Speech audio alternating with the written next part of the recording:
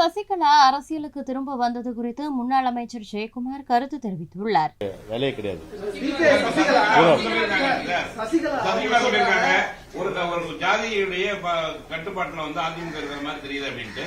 இது எப்படி நீங்க எல்லாமே இருக்கிறீங்க, எப்படி இதை பாக்குறீங்க நீங்க? அதாவதுங்க, இப்போ உங்களுக்கு வந்து அம்மா வந்து ஒரு முடிவு வச்சு தெரியும் உங்களுக்கு.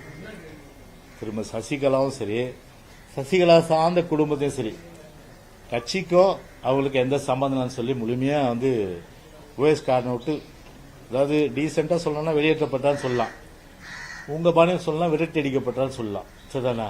ரெண்டு விஷயம்.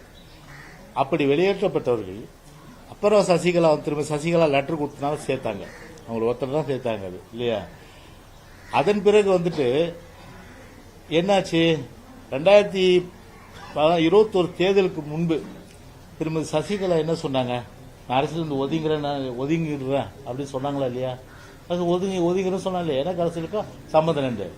அதான் புதுசாக சொன்னாரு. அவங்களுக்கு அரசியலுக்கு அதிமுக என்ன சம்பந்தம் இருக்கு?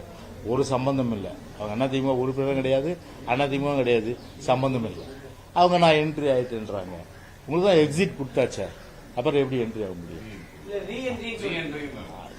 ஆக முடியாதது. தொண்டர்களால மக்கள் வந்து ஏத்துக்காத ஒரு சூழ்நிலையில எப்படி வந்து பாத்தீங்கன்னா வந்து மக்கள் தொண்டர்கள் ஏத்துப்பாங்க? அதனால அவங்களுக்கும் கட்சிக்கு. செய்திகளை உள்ளது உள்ளபடி தெரிந்து கொள்ள ரெஃப்ளெக்ட் நியூஸை சப்ஸ்கிரைப் பண்ணுங்க.